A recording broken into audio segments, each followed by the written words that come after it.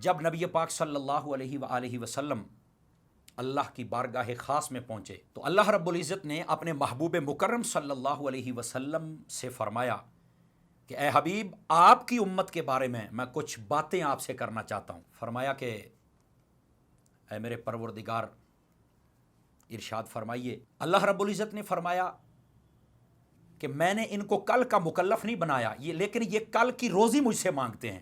مطلب کیا ہے کہ اے حبیب، آپ کی امت میں بہت سارے لوگ ایسے ہیں جو توکل نہیں کرتے ہیں۔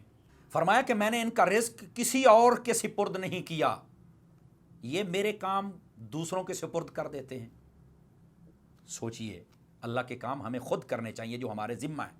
فرمایا اے محبوب، اپنی امت کو بتلائیے کہ عزت میرے پاس ہے، یہ لوگوں کے پاس عزت ڈھونڈتے پھر رہے ہیں۔ فرمایا محبوب، اپنی امت کو یہ بھی بتائیے کہ یہ جو جہنم ہے یہ میں نے کافروں کے لیے تیار کی ہے، یہ ایسے اعمال کرتے ہیں جہنم میں گرنے والے۔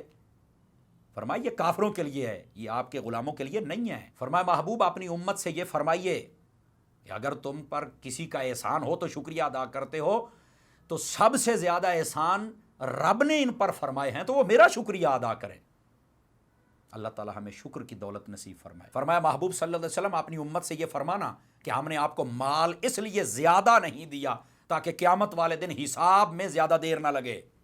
ہمارے لوگ مال کی دوڑ میں پتہ نہیں کہاں سے کہاں تک جاتے۔ فرمایا محبوب صلی اللہ علیہ وسلم، اپنی امت سے یہ فرمانا کہ ہم نے تمہاری عمریں بہت زیادہ لمبی اس لیے نہیں کی ہیں کہ کہیں تمہارے دل سخت نہ ہو جائیں، تمہاری عمر چھوٹی رکھی ہے۔ فرمایا محبوب، اپنی امت سے یہ فرمانا کہ ہم نے اچانک موت تمہیں اس لیے نہیں دی کہ کہیں بغیر توبہ کے نہ مر جاؤ، تمہیں کچھ نہ کچھ آثار دکھائے جاتے ہیں تاکہ توبہ کی توفیق مل جائے، جو تیرا غلام ہے وہ توبہ کر کے آئے تو ہم اس کو اعزاز اور شرف عطا فرمائیں۔ فرمایا محبوب صلی اللہ علیہ وسلم، اپنی امت سے یہ فرمانا کہ آپ کو اگر آخری بنایا ہے نا تو اس میں بھی تمہارا فائدہ ہے، وہ یہ ہے کہ تمہیں قبروں کے اندر زیادہ دیر ٹھہرنا نہ پڑے۔